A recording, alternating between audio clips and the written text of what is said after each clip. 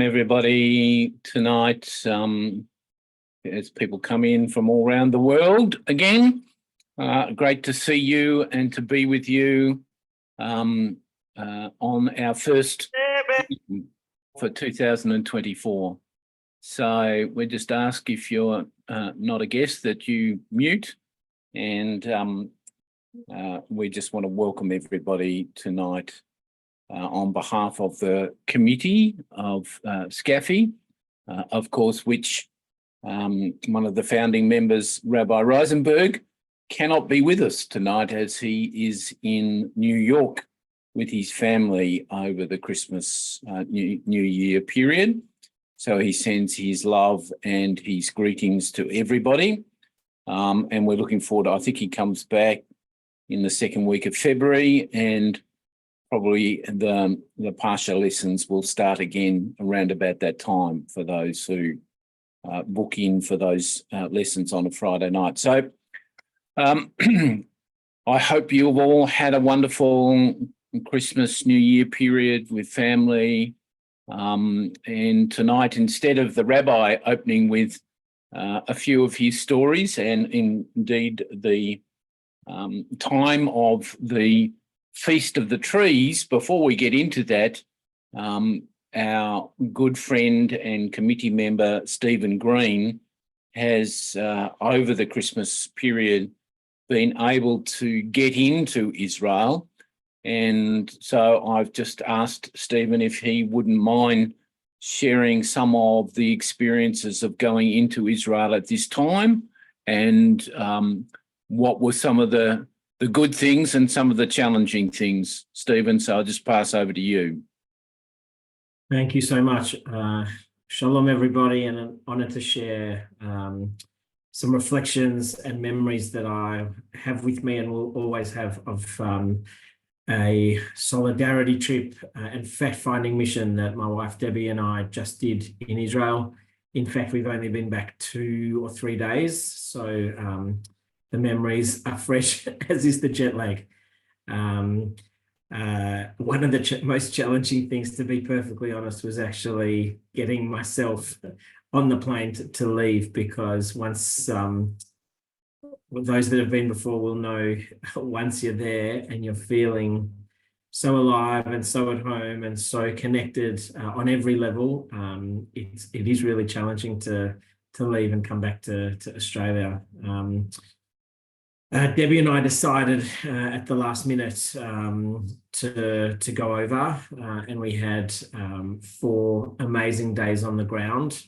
The day we got there was coincidentally the 100-day commemorations of the 7th of October, and there had been a 24-hour vigil taking place at Hostage Square in Tel Aviv.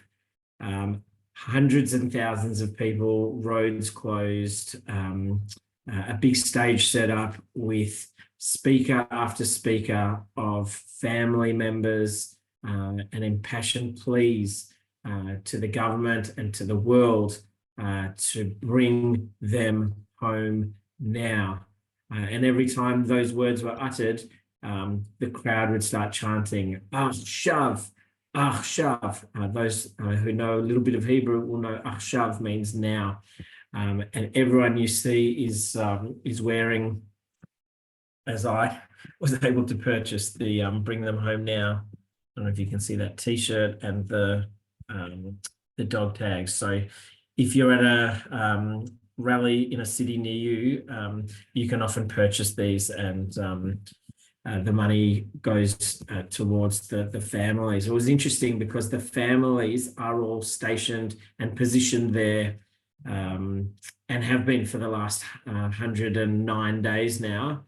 And what's beautiful about the Israeli spirit is they're sitting in a room called the family room, but the door swings open and closed minute by minute as well-wishers, friends bring in dishes of food and refreshments, and just, you know, Jewish people, when we're grieving, naturally gravitate to the kitchen what can we do but take the family something nice to comfort them? So that was a real observation. Yes, there were a few politicians that turned up and singers as well at that vigil.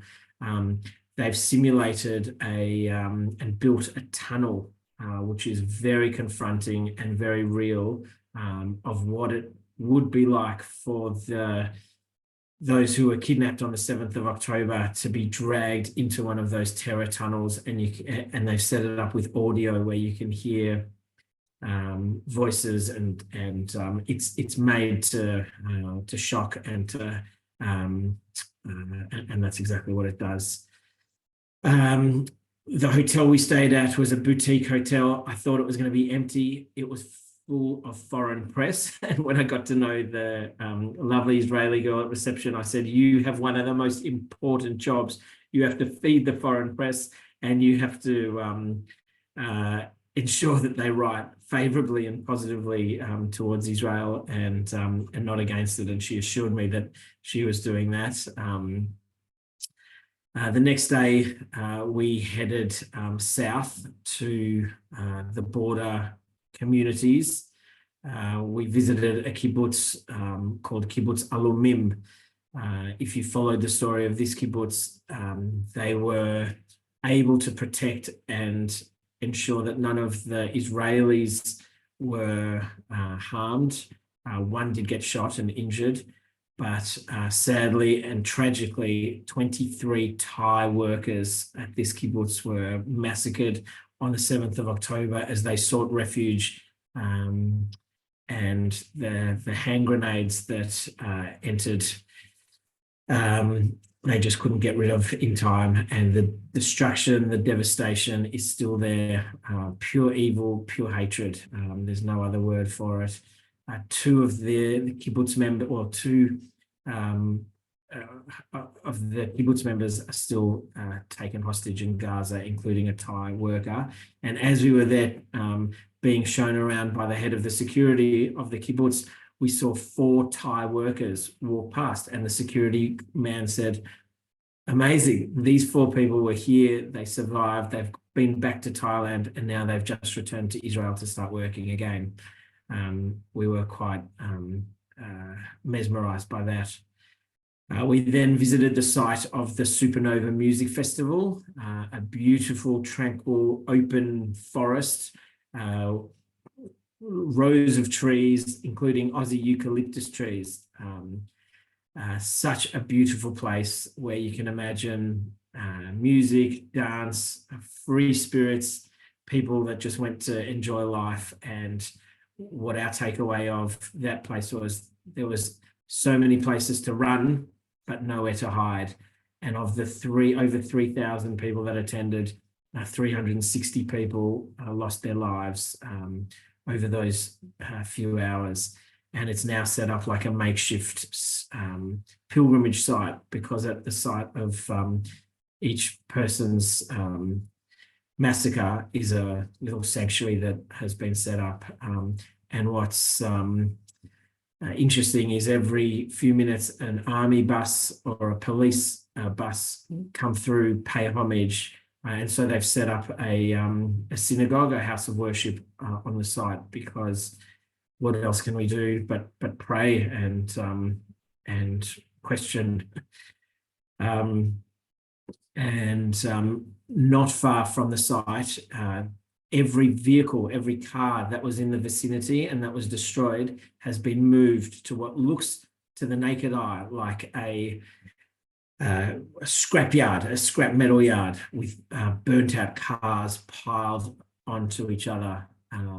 These were all the vehicles that were parked at or near the Supernova Festival, and the Israeli organization called Zaka have had this arduous task of sifting through to remove all human remains from the vehicles, and they're actually still going, doing this task. Some of the cars are barely recognizable, others have shattered windows, bullet holes, and very confronting, including one of the cars that I viewed was a white ute with the green crescent, which was those vehicles that I saw on the news in the days after 7th of October, being one of the Hamas vehicles. We met the Zaka people. They are doing one of the most godly commandments that they can possibly do. And yeah, full credit to them. And I believe ICJ supports them and their work. We met the brother of a hostage that told his story down there, and it's still so raw. Midway through the story, you'd think he told it 100 times. He broke down crying, and just so confronting. A couple of my takeaways were that everyone you speak to has trauma of some sort, whether it's overtly evident or if it's still going to come out. But the Israeli psyche was one of invincibility, and we have a strong army and we are well protected. And evidently that wasn't the case on the 7th of October. And so it's going to take a long time, if ever, for people to get over this trauma and move on. The next day, just very briefly, we were down south again at Sderot, the border town with northern Gaza, and very confronting to see the police station resulting or looking like a flattened. It was a shell, and they thought for the residents' sake they can't show them a ruined building. They had to flatten it, so it's now flat. We then had the opportunity to visit another kibbutz called Dorot, which is interestingly 7.2 kilometers from the Gaza border. And I say 7.2 kilometers to introduce you to government bureaucracy, because they're 0.2 kilometers further than 7. They don't get any assistance from the government in terms of building and supplying bomb shelters and security and protection. And so this kibbutz is on a mission to change the government law, but also to seek funding. And those that are familiar with the ministry called FIRM, Friends of Israeli Religious Ministries, I think it's called, have come to the party and are working with them. So that's a really good development. Finally, we visited Kfar Aza, one of the big kibbutzim right on the border that lost over 60 members, most from the youth wing, the teenage wing, and we were guided through by a third generation kibbutznik. His grandparents were founding members, and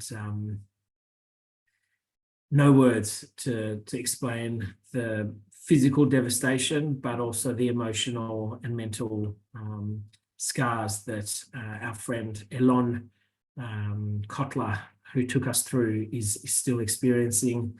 He told us stories of survival and miracle stories from his own family, who was one of 12 in a bomb shelter for 13 hours with not much air, and withstood the forcing of the door being open somehow to survive. Friends, there are stories like this. Everyone has a story. Everyone is connected. We've had a really sad news day today, hearing the names of 21 Israeli soldiers that were killed in Gaza, with a building that they were in collapsing.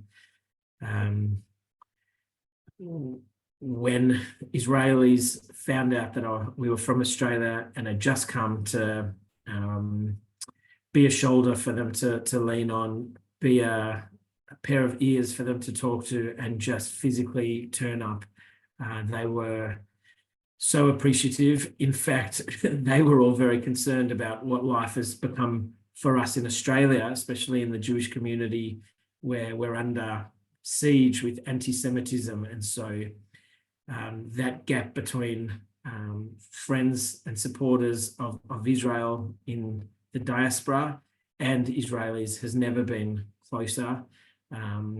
and we really need each other to stand together, to come together, to help each other at a time like this. We know that there are more flights and opportunities and solidarity missions and volunteer options that are on Facebook sites that are needed. So if it's in your heart to go at any stage, please reach out to Olive Tree Travel. We're looking after a number of solidarity missions and can help with any volunteering. But for Debbie and I, as I said, a trip that was only 4 days, but will be with us for the rest of our lives. And now more than ever, we say, Am Yisrael Chai, the nation of Israel lives and will live. And we pray for the end of the war, the release of the 132 hostages, and forums like this where we can come together and show unity and solidarity and hear from others is super important for everyone. So thank you for joining. John, I'm going to hand back to you. Thank you, Stephen. A truly life-changing experience to be there. And I encourage anybody who feels that they would like to go or help or volunteer to contact either Stephen or come through Southern Cross Alliance for Israel. And that's what we were prepared for, to bring Jew and Christian together in unity, standing together with each other, not just in the spirit, but also in the physical. So the opportunities are there. So we will move on, and it's my pleasure to introduce one of our recent friends that has come on board to help us, and this is Mr. Andrew Wallace.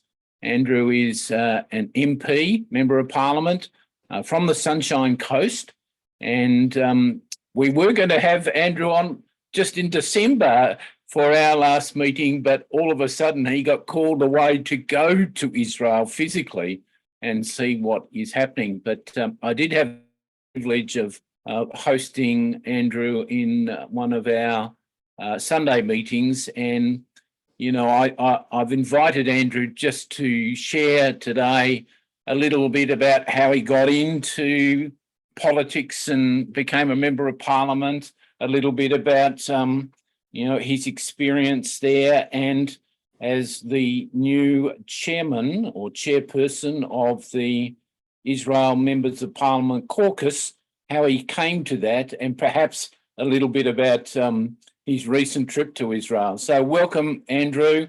I'll hand over to you and share what you like, and we may have some Q&A later on. Well, thanks very much, John. I hope everyone can hear me okay. These things are never quite work very well. Anyway, John, and good evening to everybody there, and thanks for jumping online. I'm the federal member for Fisher. I was the speaker in the former Parliament. I'm now that we're in opposition, I am the deputy chair of the Intelligence and Security Committee and the deputy chair of the Defence Committee. So that's those two sort of areas are my world at the moment. I came into the Parliament in 2016. I'm a builder by trade, barrister by profession. Born and bred in Melbourne, moved to the Sunshine Coast 32 years ago. Moved as a carpenter, then I went and studied law, and then I practiced as a barrister for 16 years before going into the federal parliament in 2016. So it's been a great privilege to represent the people of the Sunshine Coast, or the southern half of the Sunshine Coast. I've done a lot of things in my life, and this is by far and away the best vocation that I have ever had, and it is a vocation. It's a calling. It's not a job. If you do this in the true spirit in which it's intended, then it is very much a calling.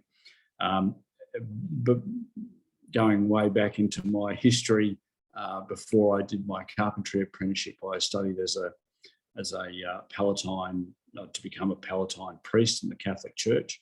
But that didn't last very long, and they gave me the DCM, the Don't Come Monday.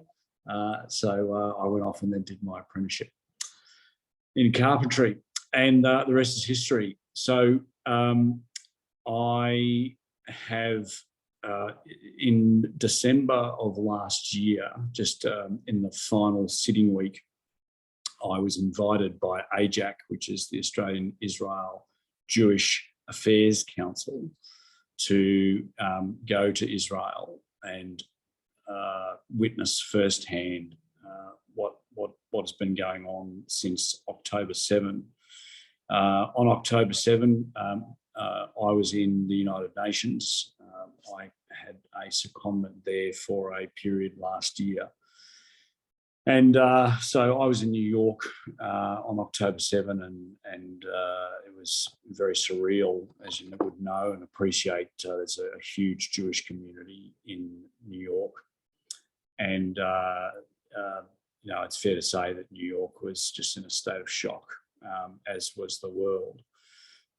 But things changed quite dramatically and fairly quickly for the Jewish people when the media turned on Israel, turned on the Jewish people. And all of a sudden, despite the atrocities that occurred on October the 7th, we have seen demonstrations in the streets from London, Paris, New York, Brisbane, Melbourne. Of course, we saw the terrible demonstrations, particularly in Melbourne, and some of those protesters, what they did to some of the families that were visiting in Australia in December was just appalling.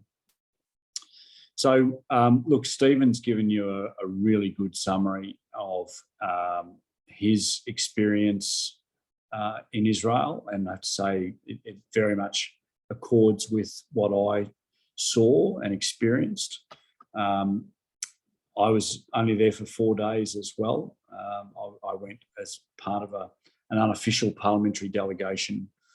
I was there with 3 members of the Liberal Party, including myself, and 2 members of the Labor Party.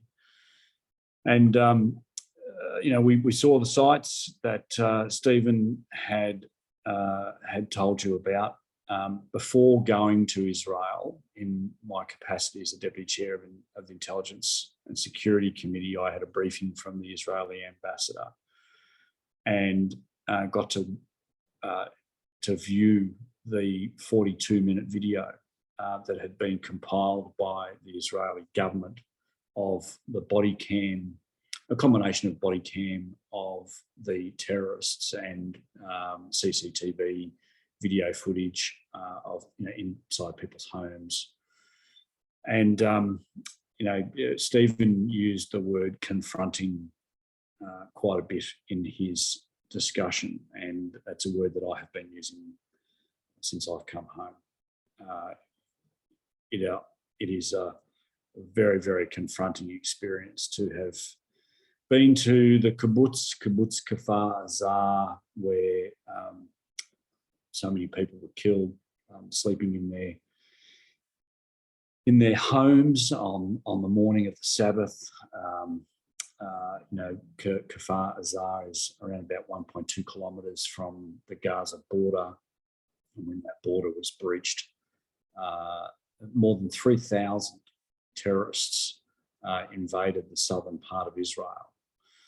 And we were very fortunate. We were given an opportunity to meet with a number of people, aside from some of the families that had been impacted upon. But we had briefings from the Department of Foreign Affairs and the IDF to get a better understanding of what happened on that morning, because we all know that it was an egregious breach of intelligence, and the Israelis pride themselves not just on having a very strong and competent Israeli Defence Force, but also they pride themselves on having some of the best intelligence agencies in the world. Well, their intelligence failed the people of Israel very, very significantly that day, and there'll be a reckoning, I am sure, when all of this is over. There'll be no doubt investigations as to how this could have occurred. Preliminary investigations were that there were some junior officers who were sounding alarm bells about the irregularities that were happening on the other side of the border in Gaza, and were sounding alarm bells about there's something not right here, and their senior officers ignored those alarm bells. So there will be some fairly swift retribution, I think, within the IDF and within the intelligence world within Israel when all of this is investigated very thoroughly. But Stephen gave a very good account of the sheer barbarity of what he encountered, and having watched that 42-minute video of the body cams on the terrorists, that's 42 minutes of my life that I'll never get back. And it beggars belief that a human being can treat another human being in the same way that we saw in that video. And look, I'm sure that there are good, innocent people, civilians within Gaza, and it's terrible to see the amount of death and destruction that's going on in Gaza at the moment. But I think one of the two of the outstanding or most impactful events that I witnessed when I was at Surat, which Stephen also went to, and also Kfar Azar, was as I said, there were 3,000 militants that came into Israel, that invaded Israel, and they killed innocent civilians. There are certainly allegations of sexual assault, rape on a mass scale. Obviously, there were more than 230 hostages taken initially. The figures are moving around a little bit, but around 1,100 confirmed dead at this stage. The initial wave of attacks that from the militants that occurred in the south of Israel, they have been well reported, and the egregious barbarity that took place in those attacks. But one thing that hasn't been reported, which has really struck a chord with me, is that just shortly after the attacks occurred, waves of Palestinian civilians followed the terrorists, the militants, and they came into places like the kibbutz Kfar Azar and stripped the joint of everything. If it wasn't nailed down, then it was taken back to Gaza. Beds, bedding, appliances, air conditioners. As I said, if it wasn't nailed down, it was taken back to Palestine, to Gaza. And those civilians, those Palestinian civilians, would have been stepping over dead people, and no one is talking about that. No one is talking about the footage that I've seen of the hostages that were taken by the militants and literally thrown into the back of dual cab utes, into the tray of the dual cab utes. And these people, these civilians, were in many cases badly wounded, badly beaten, and they were literally thrown into the back of trucks like they were, not human beings.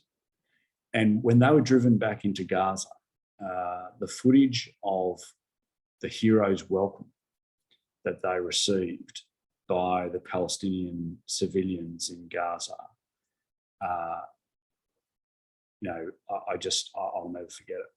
I'll never forget it. And so, when the mainstream media talk about 25,000 civilians killed in Gaza, what they don't talk about is that that death toll includes militants. They don't talk about how those Palestinian civilians treated the militants with a hero's welcome when they came back with hostages. So, no one wants to see innocent civilians being killed or injured, but there is a lot more to this story than what mainstream media is revealing to the world. And look, it's just, to use Stephen's words, it was a very, very confronting trip. And I've travelled to a number of war zones before. I've been to Afghanistan twice. I've been to Iraq once, but nothing could prepare me for this. And it was very, very confronting experience. So I'll probably end up leaving it there. I haven't spoken about my role as the chair of the Israel Allies Caucus. The Israel Allies Caucus is an organisation which is an international organisation of members of parliament around the world, predominantly of the Christian faith, but it's not exclusively of the Christian faith, but their role is to support the state of Israel and its people in their own countries, and to support them by doing what they can to ensure that each country has good foreign relations with Israel, where required, appropriate legislation. We recently, late last year, the Australian Parliament passed a bill which banned Nazi symbols, or some Nazi symbols, and the Nazi salute. So I was very pleased to have been a part of pushing for that and affecting that effectively. So I'm very new to that role. I've only been in that role for a couple of months, but it's been a great experience. So on that note, I'll hand back to you, John. I'm happy to take any questions. Thanks, Andrew. That's wonderful. And we will share more about the role that SCAFI, Southern Cross Alliance for Israel, may take in the future to support the members of parliament in Australia with the Israel Allies Caucus, and how we're tied together with international organisations. But Andrew is leading that as a current member of parliament and chairperson, and it's open to Labor, Liberal, or whoever else wants to align with the state of the nation of Israel and its right to defend itself or to be itself. So we just want to say thank you, Andrew, for that. for stepping into that path. We also, Andrew, I just want to say publicly, the piece that you wrote, was it the Sydney Morning Herald recently, or a piece that you wrote about the current role of, I think, our foreign minister is taking in Israel at this current time, and I'm quite happy to share that with others, etc. What paper was that in? I can't remember. It was syndicated, John. It was in the Sydney Morning Herald. I think it was in the Courier Mail. It was various papers around the country. I've written, in fact, on my way back from Israel, I didn't stop writing on that 14-hour flight. And the guy who was sitting opposite me at the end of the flight, he said, "What do? You did not stop writing the whole trip home." And it was just my way of trying to unpack and reduce to some sort of resemblance of a form that I could identify with. It was just an incredible experience, and not a good one, if I can put it that way. Yeah, a way to process. Yeah. Yes. Mm. Okay. All right. Well, we just thank you for the time being, and we'll try and keep on time with the rest of our guests tonight, because we have a fully packed agenda. I'm sorry if I've gone over time, John. No, you're fine, mate. Not a problem. And there may be a time for a Q&A at the end, if we get to that part. But I want to move on and introduce our good friend Ian Warby, who's part of the Southern Cross Alliance for Israel Committee, and has been very instrumental in helping us, with speakers and with rallies and with all sorts of things. And he's going to introduce the Reverend Mark Leach. Over to you, Ian.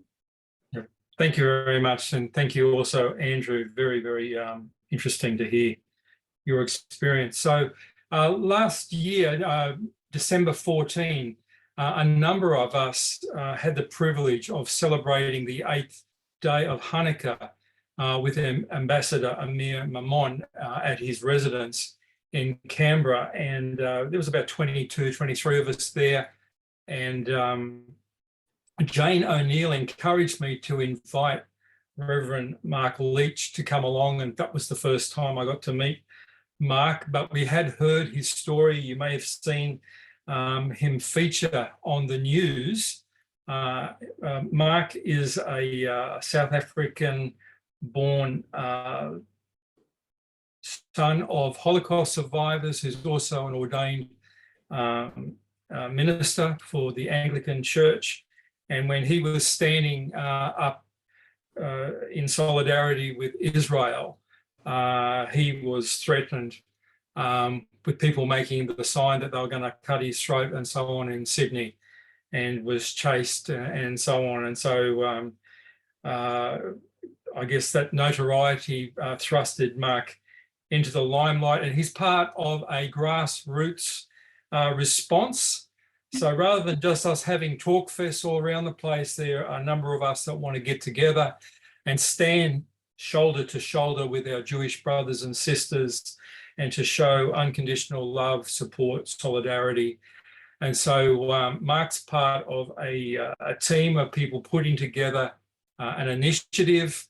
It's called Never Again Is Now. So Mark, tell us what's happening with everyone in Sydney and other places that you are planning around the country. Well, thank you, Ian and John and everybody. It's just a delight, and thank you, Andrew, for your sharing your experience. So it seemed to me, coming out of my experiences from October the 9th and standing up at this Palestinian rally, that that anti-Semitism is not a Jewish problem. It's actually a problem for our whole culture. And it's something we should do something about for a whole bunch of reasons. If you're a Christian person, you're a follower of a Jewish savior. I know I'm preaching to the choir here, but we have an obligation to stand with the Jewish people. The church has a terrible history for 2,000 years of committing anti-Semitic atrocities or permitting them. And I thought, well, you know what? We need to learn the lessons of the 1930s and not allow anti-Semitism to get a toehold in our culture. So that was very much on my heart when we were thinking about what do we do, and through a whole range of God-ordained little connections, including with a group called the Christians Against Anti-Semitism in the UK. A group of us have got together and reformed this movement, Never Again Is Now. And our hope and prayer is to mobilize the Christian church and everyday Australians to get up and stand up and say, no, not on our watch will anti-Semitism gain a toehold, and to push back against radical Islam and the far left, who in a diabolical alliance are really undermining some fundamental Judeo-Christian values that actually hold and unite us as a culture. So the first thing we're doing is we're planning to run events around the country in all the capital cities, starting in Sydney on the 18th of February, Sunday afternoon, the 18th of February. So if you're in Sydney, if you know people in Sydney, if you can get to Sydney, if you can think about Sydney, if you've ever thought of visiting Sydney, Sunday, the 18th of February, we need you. We've booked a major iconic location that can accommodate 20,000 people. And we are working really, really hard to try and get to those numbers. The Jewish community, we have about 120 volunteers now working with us. Half of them are Jewish, half of them are Christian. It's a wonderful experience, but we'd love to see you come along. And then, as Wayne has just popped into the chat, following right on from that, we'll be meeting in Adelaide on March the 3rd. I've been having meetings with people about when we're going to get going in Melbourne, and there's plans for Brisbane. So jump on the website, Never Again Is Now, message me, email me, talk to me, but get the word out.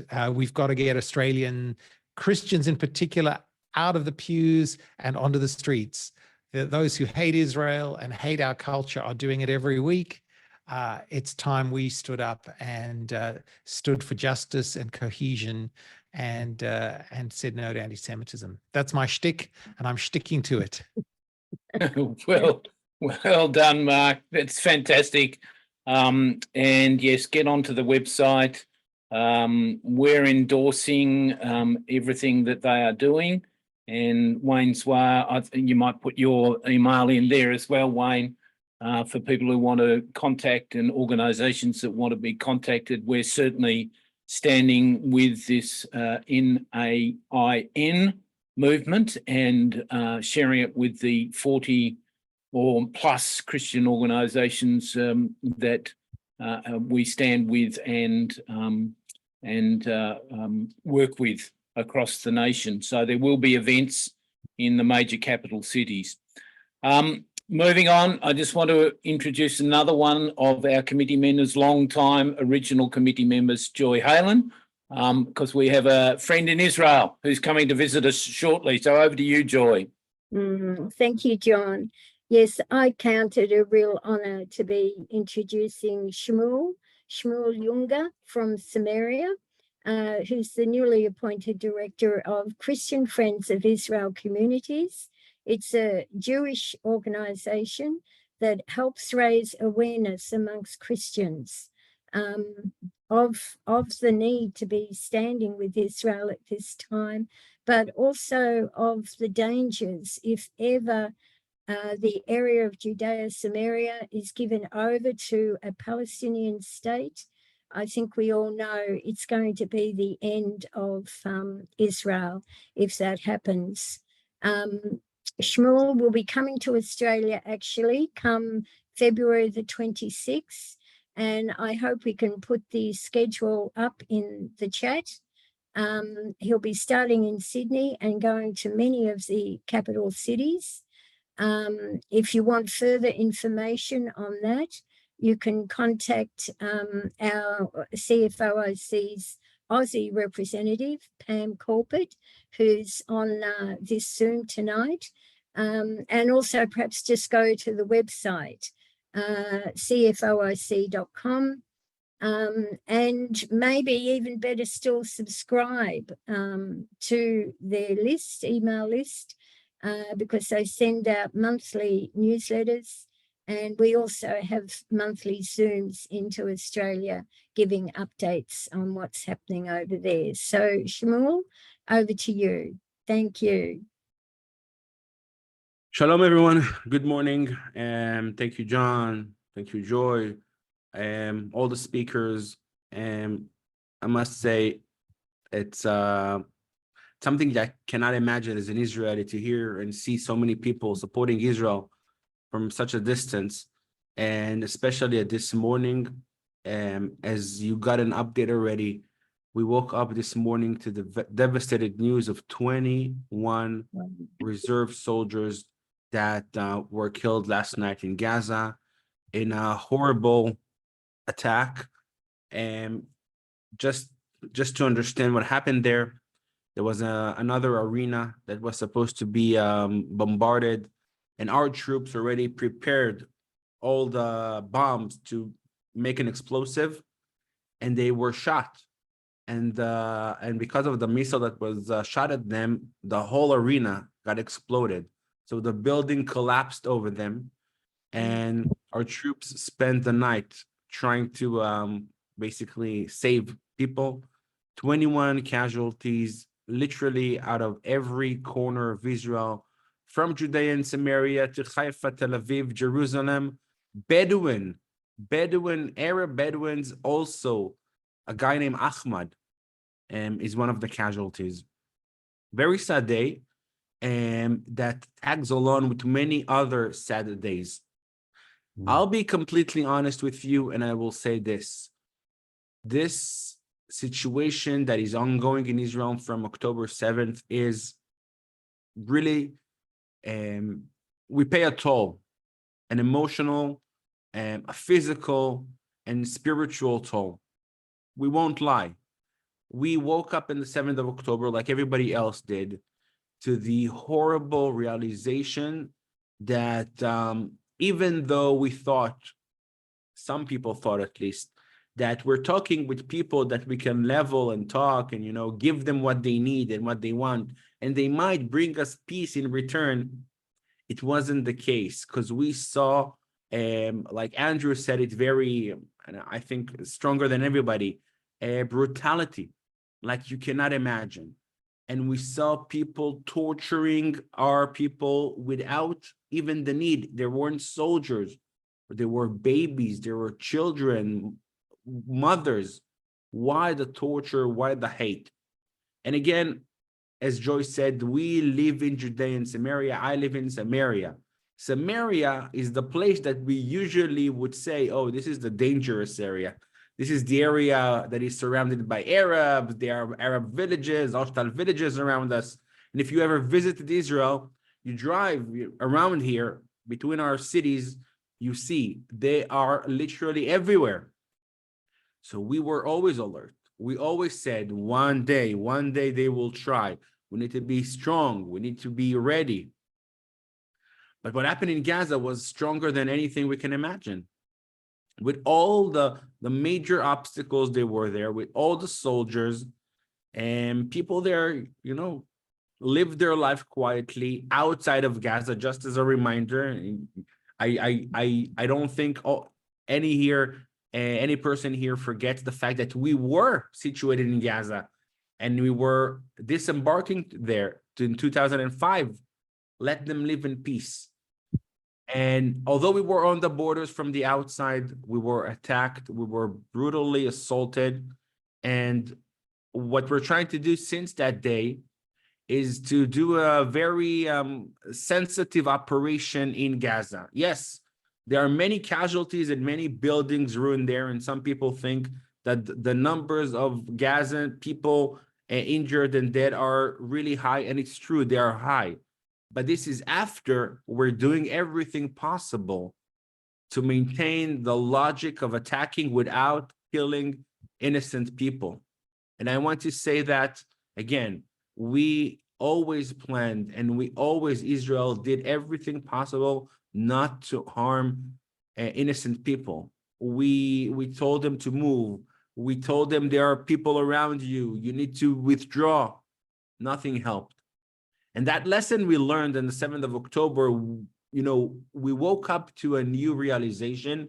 And I will say this, the realization is that in a major situation that's going to happen around Israel, the army cannot be there at all time. And Andrew said it very correctly about the intelligence and about the army and all the problems that occurred that day, and they did occur this day. How could it be? The army, Israel, the IDF, the legends, right? We were always the strongest and most ready army in the world. What happened in that day?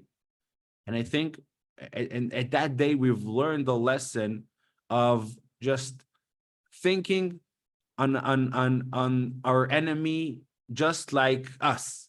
Western people want quiet and peace.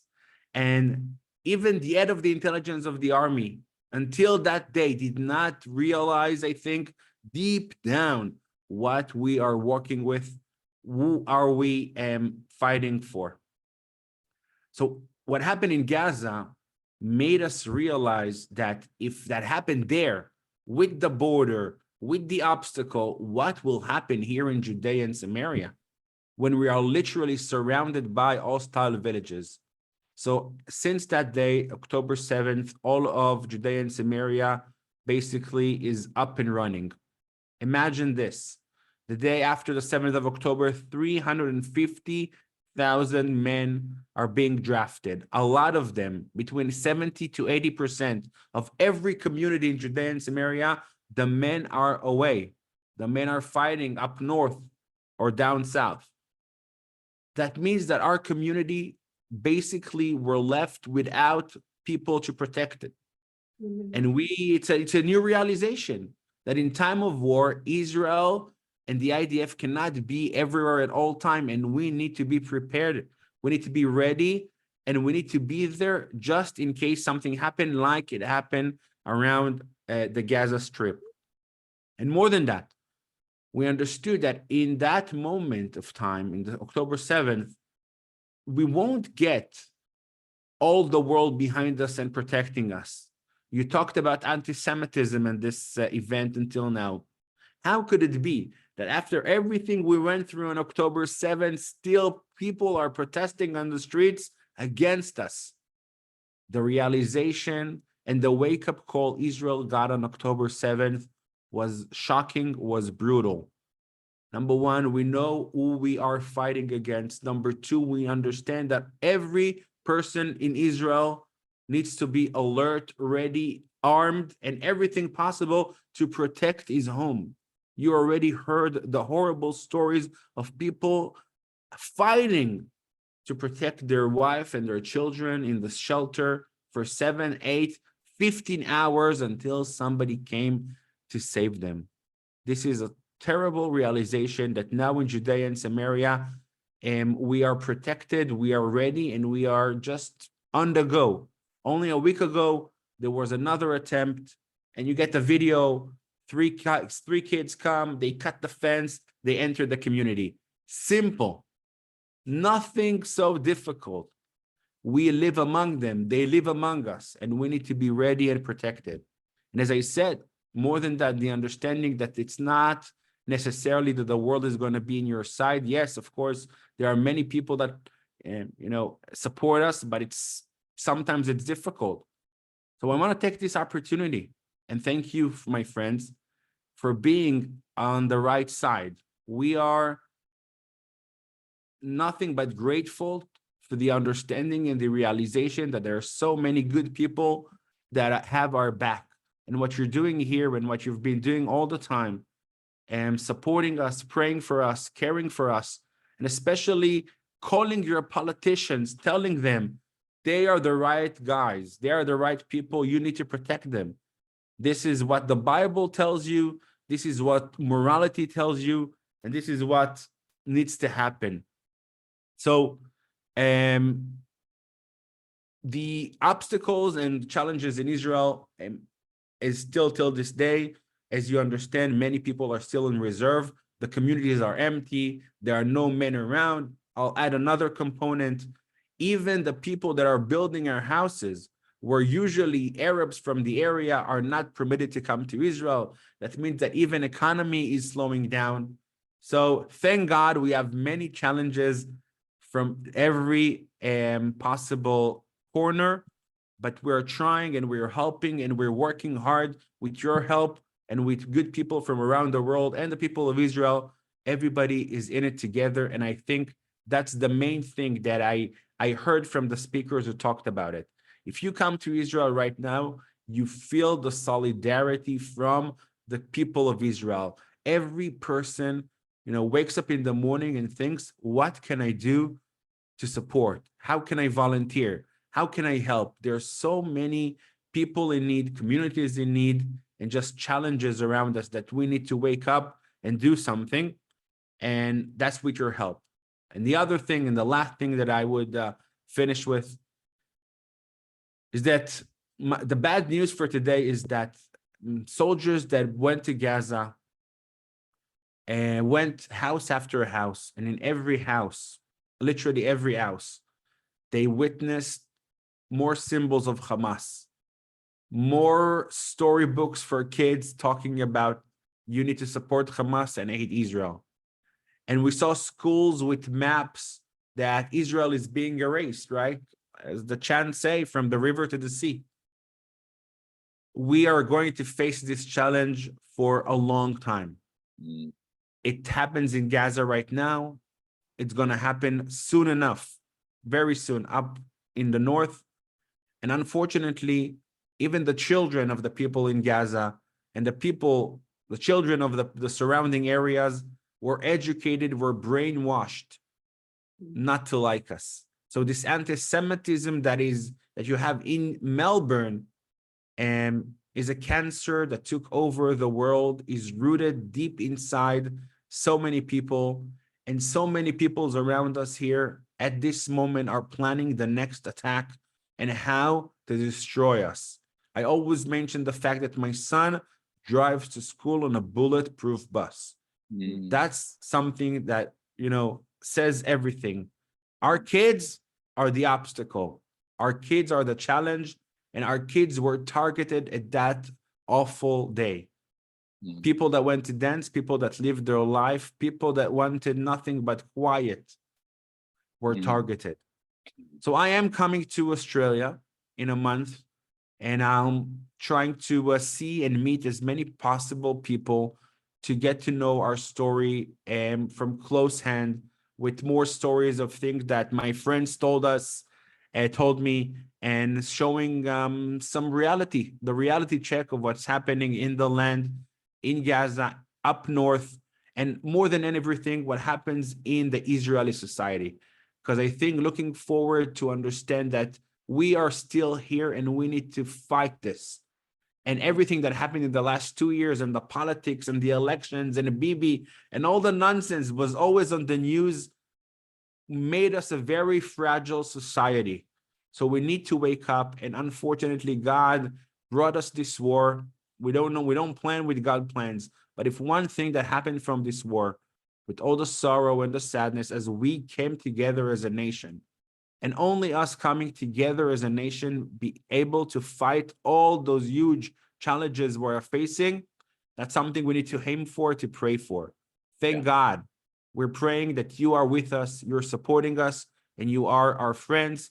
I've shared on the chat the information of our website, the emails of Pam, our representative, and the schedule. I would love to see you in Australia. And I thank you again for all your amazing work.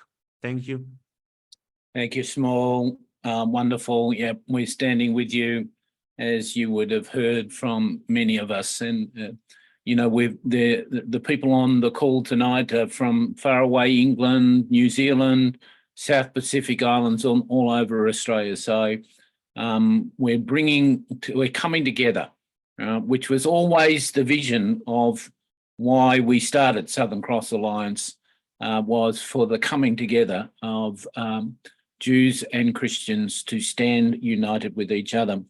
And when we first started, one of our founding other members of the committee was Dion Van Balen, and Dion is with us tonight. Dion moved his whole family to the Judea-Samaria area and is part of the Yahaval community, and he's going to share a little bit with us. And we originally thought it'd be great to have him on because this week is the week of the Feast of the Trees, of which Yahaval is planting trees all amongst the area that they're in. So we just want to welcome Dion and to share what's happening from his perspective up in that area. Welcome to you tonight, Dion. Thank you, John. It's great to see you all. It's great to see so many familiar faces on the call. It's great to join you from the land of Israel. Yes, it is pouring down rain here in Samaria at the moment, so hopefully the noise of the rain on the tin roof is not coming through the microphone, but if it does, just let me know. I'll see what I can do. As you know, I'm not Jewish, so it's a real privilege to be in the land of Israel, to stand with the Jewish people, the people of Israel, working with Hayuvel. The relationships with the people in Habracha community, or the people in the businesses that I work with that supplies the equipment that I need, or people I meet out on site, or some of the soldiers I meet outside working in the nursery and make some coffee for them, or we have a quick chat. And those three relationships are really inspiring, and it motivates me to keep doing the work I do here in Israel. It's hard times, definitely hard times. It's serious times, but it's also a blessed time in a way. Definitely a time the prophet spoke of, I think, definitely a time to speak the truth, to stand for what is good, not evil. A time to stand with Israel in faith and in truth. The people of Israel are definitely uniting. What we see and what we experience here on the mountains is the people are uniting, and that's very, very encouraging. The people of Israel are getting stronger, and there is definitely good coming from the hard times. And like Shmuel said earlier, I think there's always a blessing in the hard times for the people, if you have the faith and the eyes to see the good of the bad. The war against Hamas continues, and we pray for the protection of all the Israeli troops and complete victory in the war. And definitely we pray for the safety and release of all the captives, all the hostages soon. So today I want to give a quick update on what we've been doing in the last 4 months or so, almost maybe the time after 7th of October. But I also want to focus on the good and the bad, not only the bad. I think there's so much bad coming from Israel, but it's a good land, and there's some good happening as well. So the first thing is the security situation in Judea and Samaria.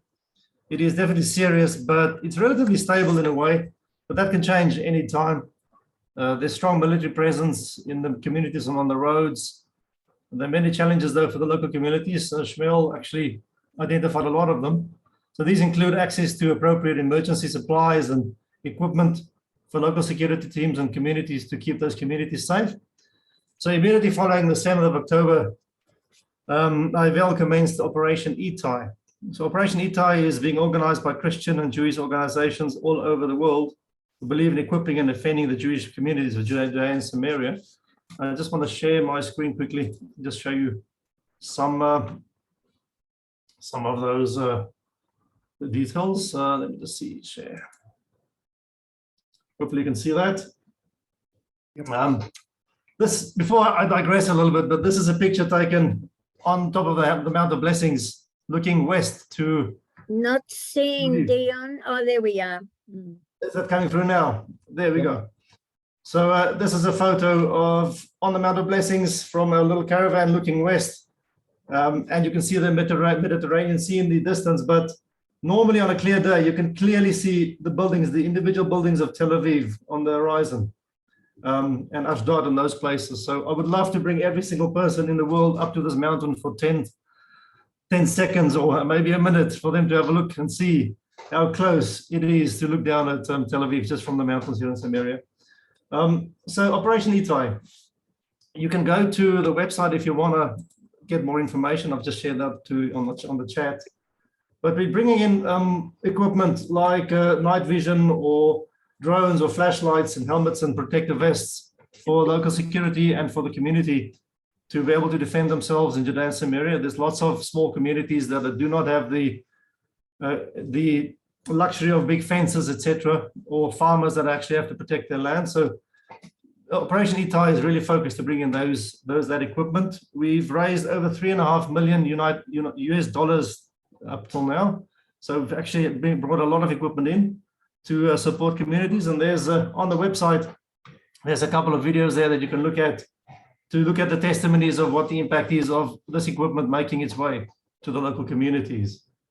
So Operation Itai definitely underway. Now I know there's a lot of initiatives from a lot of organizations at the moment to help Israel's efforts, but I'd encourage you to have a look at Operation Itai just to get a sense of what's doing and what's happening there. Right, October 7th. Earlier this week, the staff here at Hayvel visited the community of Be'eri, one of the hardest hit communities in the area next to Gaza, on the 7th of October. And I felt it's important to be a witness of the truth, to see firsthand the sites where atrocities were committed by Hamas and some Gaza civilians. So when the truth is denied, we can actually speak up. It wasn't an easy thing to do. It's not something you do because I probably prefer not to have gone in a way, but to go and see that and experience it firsthand, so that when it gets denied, there are witnesses to what actually happened there and what took place. It's hard to see how a community that actively worked towards peace of the citizens of Gaza are making sense of the reality of October 7th. The pain and the anguish of people who lost loved ones or neighbors, who have families still being held captive. You know, it's deep and it's heartbreaking. And I know Stephen and a number of people have spoken about that. I'm not going to go into detail, but the stories we heard firsthand from survivors of Be'eri, and they really are horrifying. And it's like listening. One of the things we did was listening to a recording of a daughter that she made on the phone. She was on the phone to her father who actually was shot and left to die. And just these last words and how she was trying to help him on the phone. It was heartbreaking. But it was important to go and see, I think, because if we don't do that, we can't give testimony to what's happened there. So I'm just going to share a couple of photos of that visit to Be'eri. It's nothing scary or bad. Just want to give you some comfort there. But on the right-hand side of that photo, hopefully it comes through, is a citizen of Be'eri. He was actually one of the people that lived at the entrance to where the breach was made in the fence. And he survived in his safe room. And he took us around the Be'eri to just to look at the different sites and get a sense of what happened in the community there. But a brave guy, and the way that he's able to tell the stories with respect, was really, really good to experience that. But you'll see in the middle picture is bullet holes in a fridge in a house. The picture on the left is a good news story. So you've got a double-story building, and the neighbors across the road of that house would be on the phone with the people in that house. And they would tell the people in the house when there wasn't terrorists around, and they would then jump out from that first-story window onto that shade, and then jump down and run across the road to a safer house where they could actually be safe. So we've witnessed the bad and the good in terms of the stories that we saw in Be'eri. On the left-hand side is the house where the elderly man was killed, and he spent his last minutes talking to his daughter to try and help him to save her, give some medical advice to save her. On the right-hand side is a bit of a good news story again, where you can see the door of a safe room that kept a family with young children safe, but the rest of the house was burned down. And just the destruction of the houses being burnt on the bottom photo is just evident everywhere. But then also want to turn to the good. If you look at the community, it was a beautiful community. It still is a beautiful community. They brought so much life. All the gardens have got so much life in them, and there's mature trees, and it's one of the most beautiful communities probably I've been in. So it looks so tranquil at the moment, but it wasn't tranquil definitely on the 7th of October. And on the top and right corner, you see the streets where a lot of social media was showing hostages being walked down the road and being either shot at the top of the road or being taken away. And it just looks so tranquil at the moment. So it was really important to go and experience what it looks like now and what it looked like on the 7th of October, to be able to recall and to be a witness to that. Right. So, however, there's also so many stories of miracles and unexplained circumstances, and that's equally encouraging for people that survived the 7th of October. And so many people are turning to God, or retelling their miraculous experiences to other people that is making Israel stronger. And I think these brave people need the love and the support of the world to rebuild their lives. And the strength of the people we met are truly, truly inspiring. And they're definitely very special people. All right, so in the next couple of minutes, I would like to give a quick update of what we've been doing here in Hayuvel. So up at the moment, Hayuvel is giving a good report from the land as best as we can. We are supporting several projects, including, I don't know if you've seen the cowboys. There's a group of cowboys that came from America to Hayuvel to the base here to help a lot of the communities, and they've been a sensation. They've been on every single news channel 20 times, I think. So they've been out here, and I'll show maybe a picture or two later of these guys. So we've been very, very pleased to host them and for them to help the communities around. We're preparing for upcoming volunteer trips. So we still have the pruning and tree planting trips and things that we need to host in the coming months. The Greening Israel project, the trees are growing, so I need to maintain them and make sure that they get all the love and the attention they need. So I'm always on the mountains to try and support that project. And the Israel guys is the Hayuvel's media site that brings good reports and truthful reporting from Land of Israel. So I encourage you to go to the israelguys.com and to get a bit of update from the truth, what's happening in Judea, Samaria, and other places in Israel.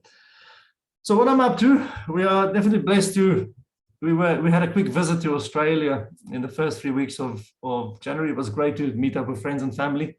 It was great to meet the rabbi. I know the rabbi is not on the call, Rabbi Reisenberg, but we had a very quick coffee with them, and that was definitely a highlight of the trip, meeting him ad hoc in Melbourne. But also thanks to some of the families that hosted us on this call, so I just want to say thank you to those people in the Western Victoria region that we love so much and have been blessed and blessing us so much. So thank you to those guys. They know who they are.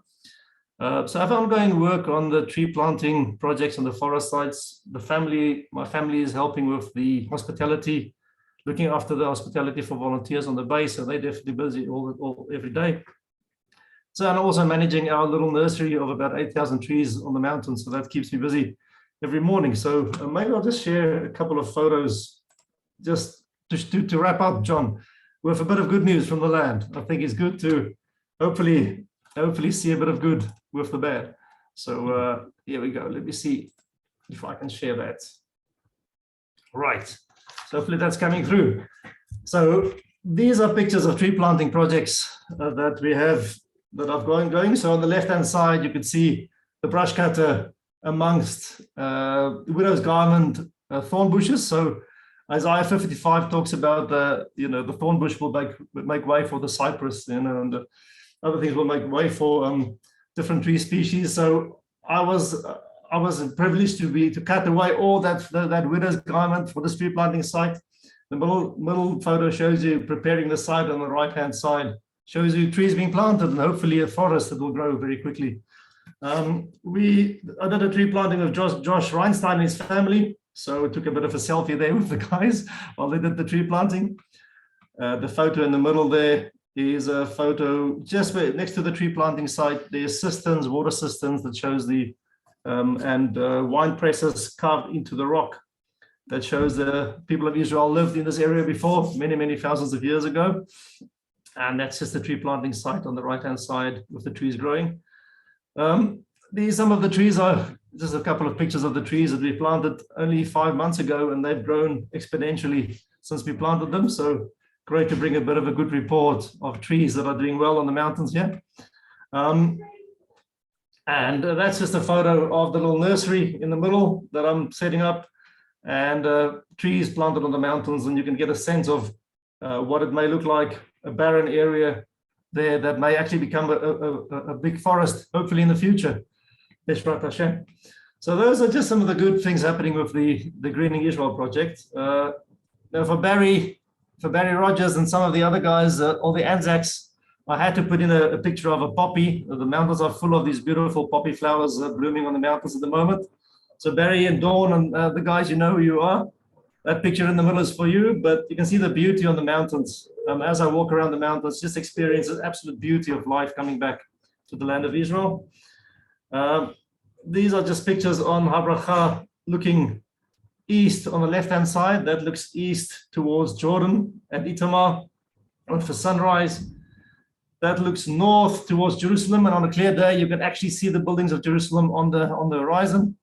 And this one I spoke about earlier on the bottom right is a photo looking west to Tel Aviv, which on a clear day you can see the buildings clearly.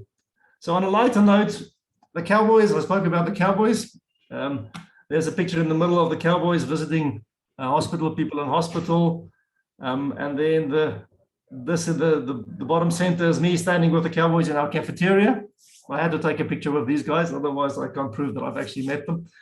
On the right-hand side, I'm harvesting peppers with the Cowboys somewhere in Judea, somewhere in Samaria for a farmer.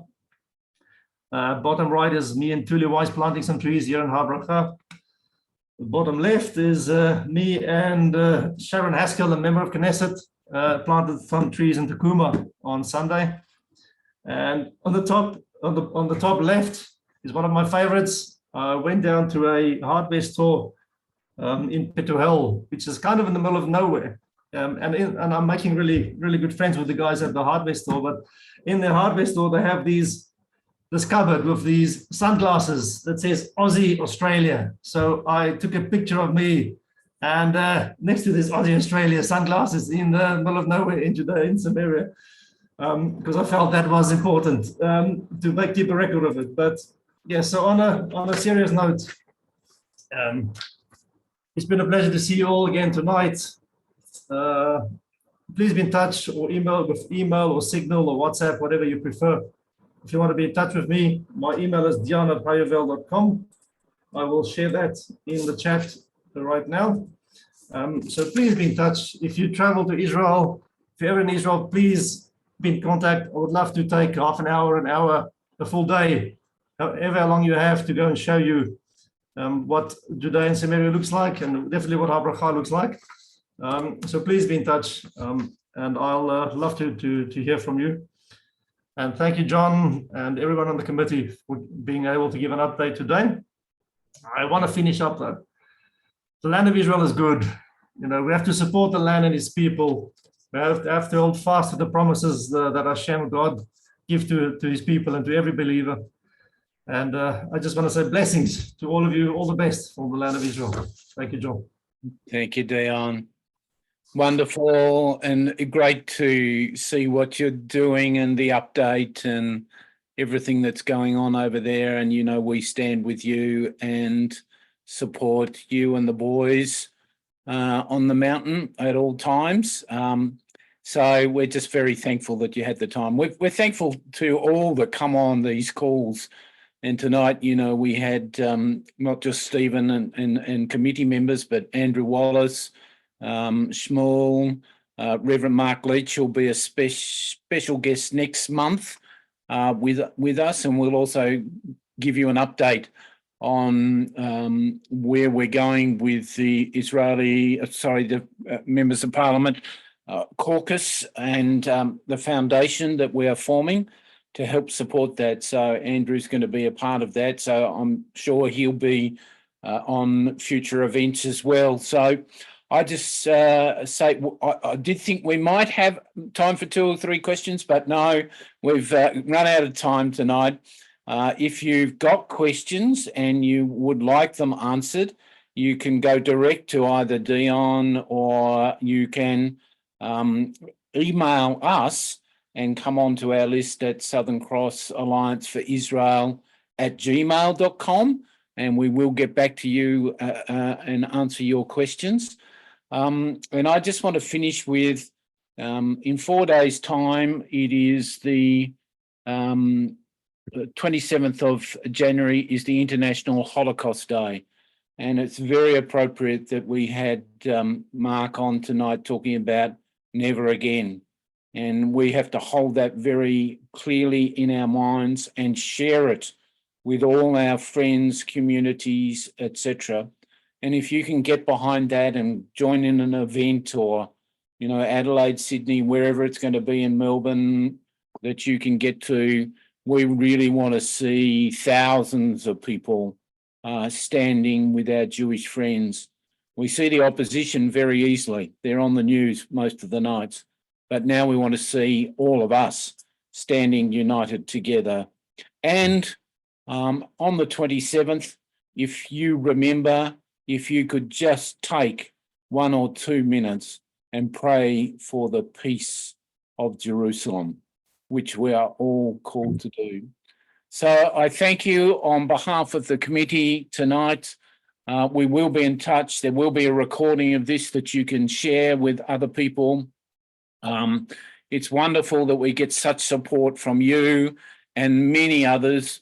Again, I think we had 70 plus people on tonight, but there'll probably be another 100 who will watch the replay or the viewing or the recording.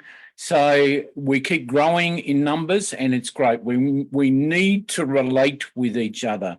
We need to support each other. We need to pray with each other. And for Shmuel's upcoming series event, please get to them if you can, in wherever they will be in the major capital. So tonight, thank you, blessings, pray for you, pray for us. Good night. God bless. God bless. Good night. I'm Israel High. Bye. Shalom. Thank you. Yes. Bye. Thank you. Everybody. Bye, Dion. Bless you. Good night.